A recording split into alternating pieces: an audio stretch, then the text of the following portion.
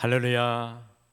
우리 찬송가 397장, 찬송 397장 함께 찬송하시며 오늘 이 하루도 하나님 앞에 구별하시며 주의 은혜 안에 시작하겠습니다. 우리 찬송가 397장입니다. 주 사랑 안에 살면 두려움 없으며 그 사랑 변함없어 늘 마음 편하다. 저 폭풍 몰아쳐서 내 마음 떨려도 주 나의 곁에 계셔 겁낼 것 없어라.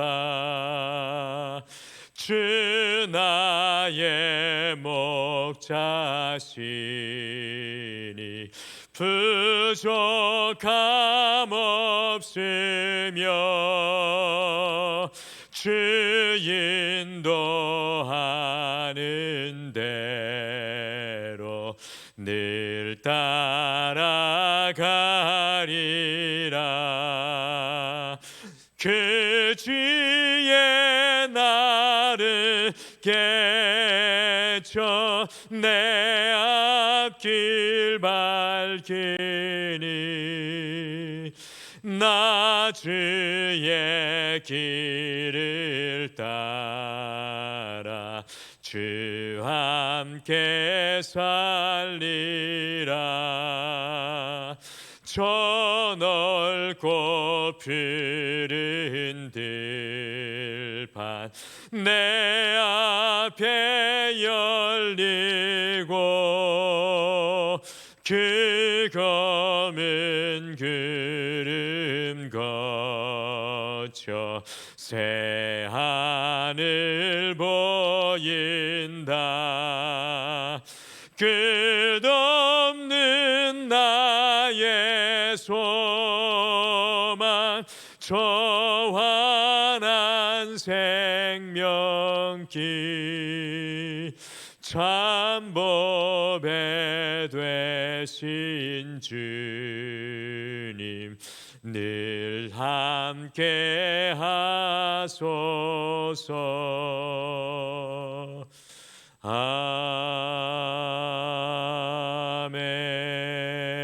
아멘.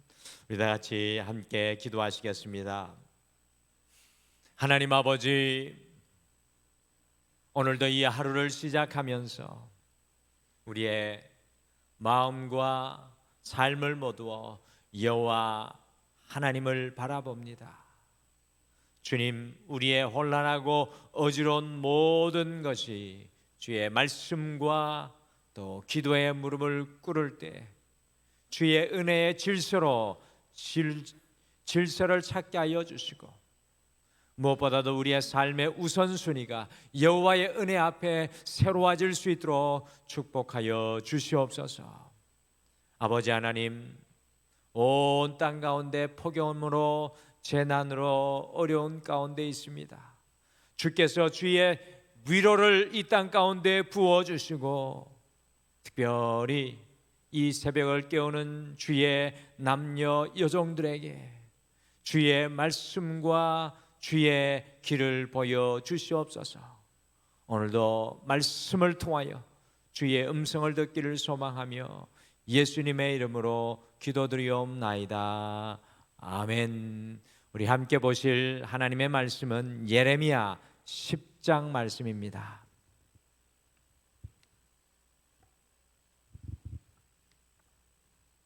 우리 예레미야 10장 17절에서 25절 말씀입니다. 예레미야 10장 17절에서 25절, 구약성경 1068페이지에 있습니다. 구약 성경 1068페이지에 있는 예레미야 10장 17절에서 25절 말씀 우리 한 목소리로 같이 읽겠습니다. 같이 읽겠습니다. 시작.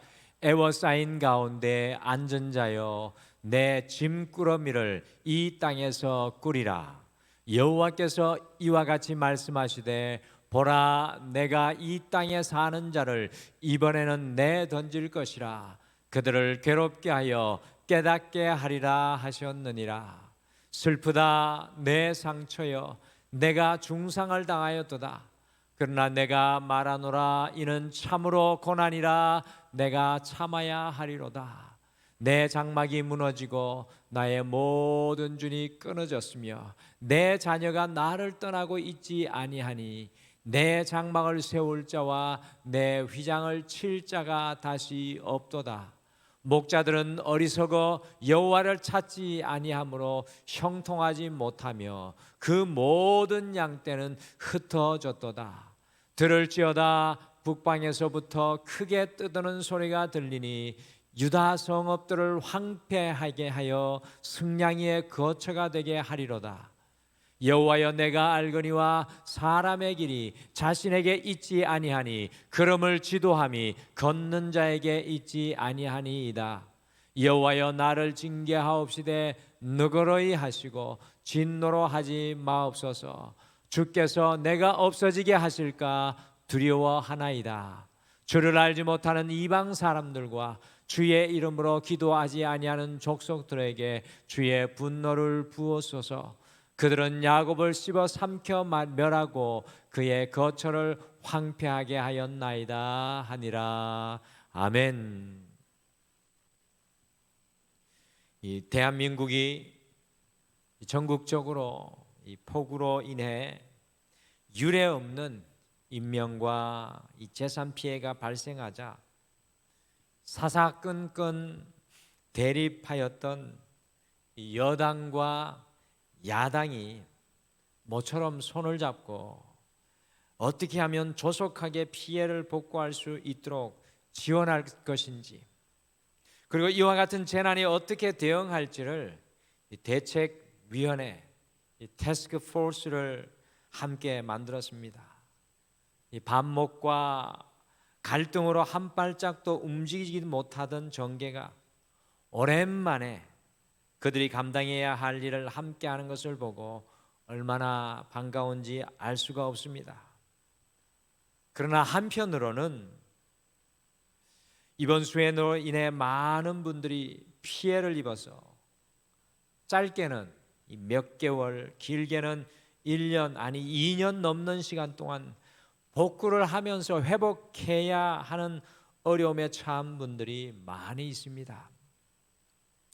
그리고 사랑하는 가족을 잃은 가정은 일평생 지울 수 없는 아픔을 경험하게 되었습니다. 특별히 이번 재난으로 어려움을 겪고 계신 분들을 위해서 오늘 우리가 함께 기억하며 꼭 함께 기도 부탁드립니다.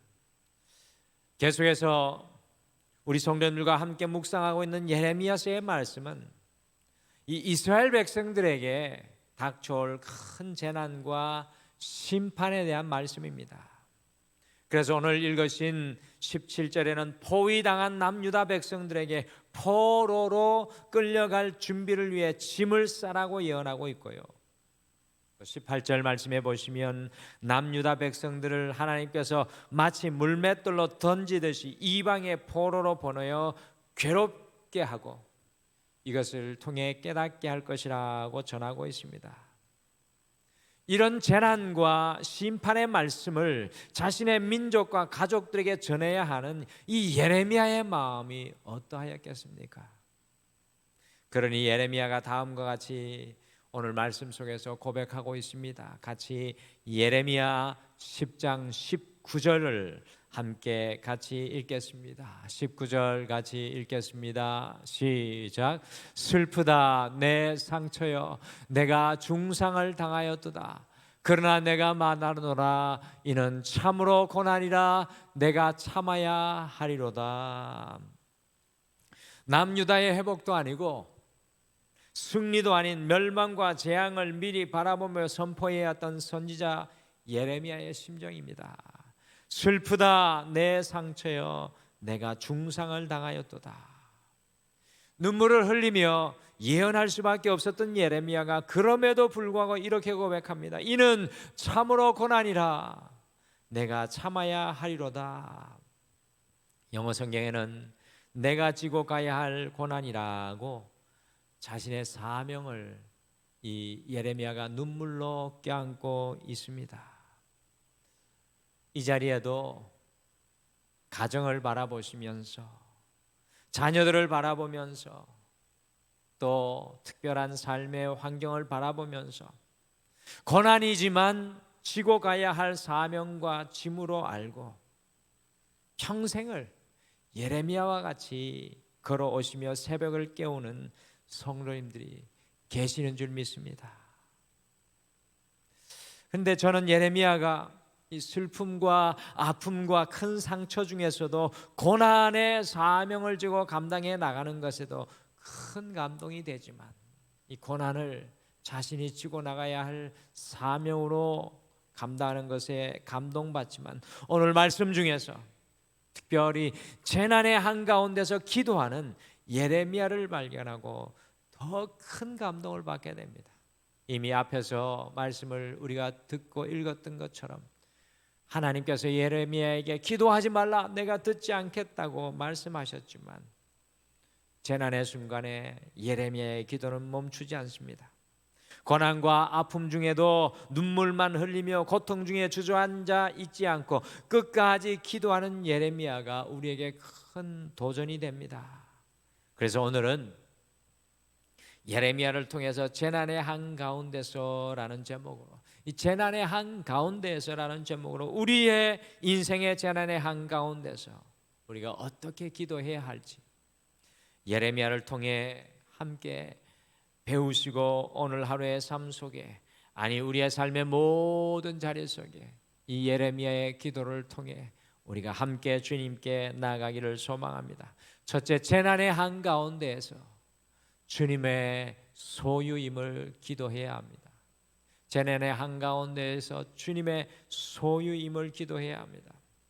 예레미야의 기도가 10장 23절에서 25절에 나오고 있는데 우리 23절 말씀 다시 한번 같이 읽겠습니다.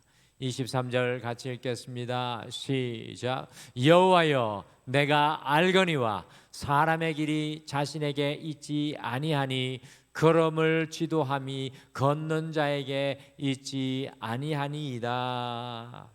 먼저 예레미야는 하나님께 기도를 드리며 여호와여 내가 알거니와 라고 먼저 기도하고 있습니다.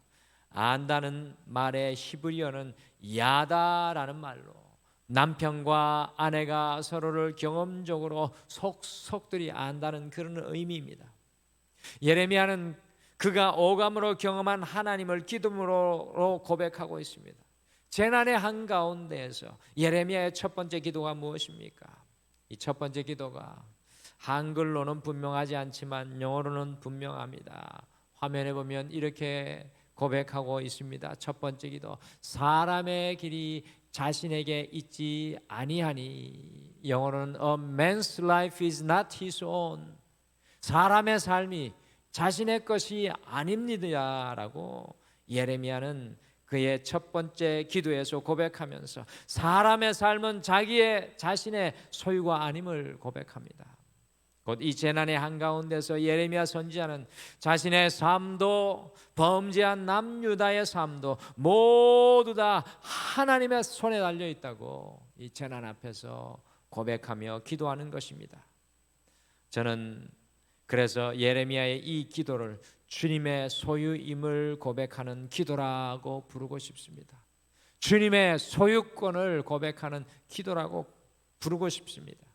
정해진 재난의 한가운데 인생의 극심한 고통과 아픔 속에서 우리가 어떻게 기도할 수 있겠습니까? 하나님, 이것이 주님의 것이 아닙니까? 저의 삶이 주님의 것이 아닙니까? 주께서 일하시고 도와주시옵소서. 모든 소유권을 주님의 것이라고 인정하며 주님께 맡기고 있는 것입니다. 사랑하는 성도 여러분, 우리의 힘과 권한과 능력의 한계를 벗어날 때 우리가 어떻게 기도해야 하겠습니까? 주님의 소유권을 인정하며 기도해야 합니다. 우리의 자녀도 주님의 소유이니 주님께 맡기고, 우리의 가정도 직장도 사업도 교회도 건강도 주님의 소유이니 주님께 맡겨야 합니다. 오늘 이 아침에 다시 한 번 더 기도하실 때 우리의 모든 것이, 우리의 모든 삶이 주님의 소유임을 고백하며 주님 앞에 맡기며 기도하시기를 간절히 축복합니다. 둘째, 재난의 한가운데서 주님의 인도하심을 기도해야 합니다. 재난의 한가운데서 주님의 인도하심을 기도해야 합니다. 이 예레미야의 두 번째 기도하는 내용이 23절 후반절에 나오는데 다음과 같이 고백합니다. 화면을 보시면 걸음을 지도함이 걷는 자에게 있지 아니하니이다. 영어로 이렇게 되어 있습니다. It is not for man to direct his steps. 사람의 걸음을 지도하고 인도하시는 분은 자기 자신이 아니라 여호와 하나님이심을 고백하고 있는 것입니다. 여러분들, 예레미야의 이 고백은 무엇을 기도하는 것입니까? 재난과 심판 가운데에서 우리는 길을 볼 수 없지만 그 재난 속에서도 인도하시는 분은 하나님이시니 하나님께서 인도하여 주옵소서라고 절규하며 기도하는 것입니다. 예레미야는 지금 길을 볼 수 없습니다. 그래서 하나님의 길로 인도해 달라고 절규하는 기도입니다. 우리나라가 일제강점기 시대에 있을 때 우리 믿음의 조상들이 어떻게 기도하였겠습니까? 우리 대한민국이 남과 북으로 민주주의와 공산주의로 갈려 싸우고 있을 때 믿음의 선조들이 어떻게 기도하였겠습니까? 무엇을 간구할 수 있었겠습니까? 저는 예레미야를 통해 그 기도의 내용을 발견합니다. 오직 예레미야와 같이 눈물을 흘리며 주님의 인도하심을 기도하지 않았겠습니까? 사랑하는 성도 여러분, 우리의 기도의 궁극적인 고백은 주님의 인도하심입니다. 우리의 원함과 소원과 뜻은 많지만 우리의 마지막은, 우리의 기도의 마지막 종착지는, 우리의 기도의 마지막 마칠 바로 그 시간에는 예수님께서 기도하셨던 것처럼 내 뜻이 아니라 아버지의 뜻이 이루어지기를 기도하는 것입니다. 예레미야가 바로 이 재난의 한가운데에서 그것을 기도한 것입니다. 주님의 인도하심을 간절히 구하며 기도했던 것입니다. 아무것도 기대할 수 없을 때, 아무것도 보이지 않을 때는 더욱 온전한 믿음으로 주님의 인도하심을 간구해야 합니다. 오늘 이 아침이 그 아침 되기를 소망합니다. 주님, 주께서 인도하시고 주께서 지도하여 주시고 주께서 그 길을 보여주시옵소서. 마지막으로 재난의 한가운데에서 주님께서 고쳐주심을 기도해야 합니다. 주님께서 고쳐주심을 기도해야 합니다. 예레미야의 세 번째 기도하는 내용이 예레미야 10장 24절입니다. 같이 24절을 함께 읽겠습니다. 같이 읽겠습니다. 시작. 여호와여, 나를 징계하옵시되 너그러이 하시고 진노로 하지 마옵소서. 주께서 내가 없어지게 하실까 두려워하나이다. 한글 성경에는 여호와여 나를 징계하옵시되 라고 표현하고 있지만 영어의 NIV 성경에서는 Correct me Lord, Correct me Lord, 곧 나를 고치소서라고 나오고 있습니다. 저는 영어의 표현이 더 예레미야의 본심에 가깝게 번역된 것이라고 생각합니다. 왜냐하면 예레미야는 처음부터 끝까지 이 하나님의 심판과 재난이 단순한 징계와 저주가 아니라 하나님의 사랑의 회초리임을 고백하고 있기 때문에 그렇습니다. 오늘도 그들을 이방의 나라로 던지는 것은 깨닫게 하기 위함이기 때문이라고 고백합니다. 18절 말씀이었죠. 그래서 여호와여 나를 징계하옵시되보다 주님 나를 고쳐 주옵소서, Correct me 라는 번역이 징계를 넘어서 남유다를 고치시는 하나님의 은혜를 더욱 잘 표현한 것 같습니다. 무엇이라고 예레미야가 기도합니까? 나를 고치소서라고 기도합니다. 여기에 감동이 되는 것은요, 이 말씀, 이 기도 속에서 감동이 되는 것은 예레미야가 다른 사람의 잘못을 먼저 보고 있지 않다는 것입니다. 이 재난의 순간에 먼저 나를 고치소서라고 기도하고 있습니다. 자신부터 온전케 해달라는 간절한 간구입니다. 우리는 흔히 기도하면 다른 사람의 문제를 먼저 놓고 기도합니다. 문제, 삶 앞에, 어려움 앞에 다른 사람의 문제와 다른 사람의 그 어려움들을 먼저 찾고 있습니다. 그러나 가장 성경적인 기도는요, 나를 고치소서라는 예레미야의 기도입니다. 사랑하는 성도 여러분, 기도하는 방향의 첫 관문은 우리 자신이 되어야 합니다. 우리 가정 속에서, 삶의 현장 속에서 다른 사람이 바뀌기를 기도하기 전에 나의 연약함을 철저히 주님 앞에 내려놓고 나를 치유하소서라고 고백할 때 진정한 변화가 우리를 통해 흘러가게 될 줄 믿습니다. 말틴 루터가 종교개혁을 하면서 제일 먼저 자신부터 개혁되기를 기도했습니다. 그러기에 종교개혁의 시작점, 반화점은 가톨릭이 아니라 바로 자기 자신이었습니다. 해결되지 않는 자기 자신, 자신의 죄가 그에게 떠나가지 않는 것을 바라보면서 자기 자신을 고치소서, 나를 고치소서라고 말틴 루터가 고백했습니다. 이것이 오늘 이 하루 우리가 간구해야 할 기도인 줄 믿습니다. 재난의 한가운데서 우리의 기도가 더욱 분명하여지고 더욱 간절하여지기를 소망합니다. 예레미야의 기도가 그랬던 것 같습니다. 여러분들, 우리의 기도가 어떠한 삶의 환경 가운데서도 멈추지 않기를 소원합니다. 예레미야의 세 가지의 기도를 특별히 우리의 마음속에 함께 품고 기도하시죠. 첫째, 주님의 소유임을 함께 기도하시겠습니다. 둘째, 주님의 인도하심을 기도하십시오. 마지막으로 나를 고치실 주님을 바라보며 기도하겠습니다. 변화의 시작은 우리를 통해 삶의 모든 현장으로 흘러가게 될 줄 믿습니다. 하나님의 숨은 중보 기도자는 기도를 멈추지 않습니다. 여러분들이 그분들 되시기를, 제2의 예레미야가 되시기를 간절히 축복합니다. 우리 다 같이 기도하겠습니다. 하나님 아버지, 오늘 이 하루를 시작할 때 인생의 큰 고난과 아픔과 재난 속에서도 그것을 자신이 지고 나가야 할 사명일 뿐만 아니라 끊임없이 기도로 무릎 꿇어야 할 기도의 사명자임을 깨닫고 눈물과 간절한 영성으로 더 정제된 고백으로 나아가는 예레미야의 기도를 우리의 가슴 속에 담게 하여 주심을 참으로 감사합니다. 주님, 오늘 이 시작하는 첫 시간 우리의 모든 것이 주님의 소유임을, 주님의 기업임을 고백합니다. 여호와께서 주님의 소유를 지켜 주시옵소서. 주님, 길이 보이지 않는 이곳에서 주님께서 지도하여 주시고 주님께서 우리를 인도하여 주시옵소서. 주님, 무엇보다도 제일 먼저 나를 치유하여 주셔서 삶의 현장에 우리를 통해 주님 주도하시는 변화의 역사가 흘러가게 하여 주시옵소서. 사랑하는 등번의 모든 성도님들의 삶 위에 주의 은혜로 함께 하시고 재난과 아픔 가운데 있는 모든 이 땅의 사람들에게 주님의 평화와 회복을 속히 허락하여 주시옵소서. 감사드리며 예수님의 이름으로 기도드리옵나이다.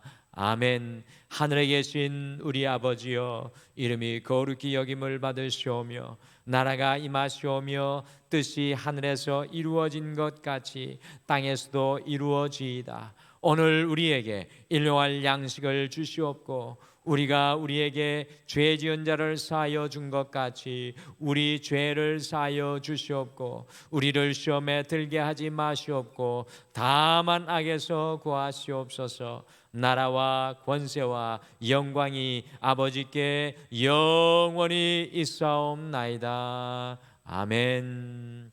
우리 오늘 말씀 중에 있는 기도 제목 두 가지를 먼저 붙잡고 기도하겠습니다. 첫 번째, 우리의 삶의 모든 것이 주님 것이오니 주님께서 인도하여 주시옵소서라고 함께 기도하겠습니다. 두 번째는, 다른 어떤 누구보다도 나를 먼저 고쳐 주옵소서라고 오늘 말씀 생각하시며 기도하시고, 특별히 오늘도 우리 등마루의 여름 성경학교, 우리 유치부, 유아부, 우리 초등부, 어린이 주일 여름 성경학교가 진행되고 있습니다. 주님께서 안전으로 지켜주시고 주의 놀라운 은혜로 함께 해달라고 중보기도 해주시길 바랍니다. 우리 다 같이 함께 기도하시겠습니다.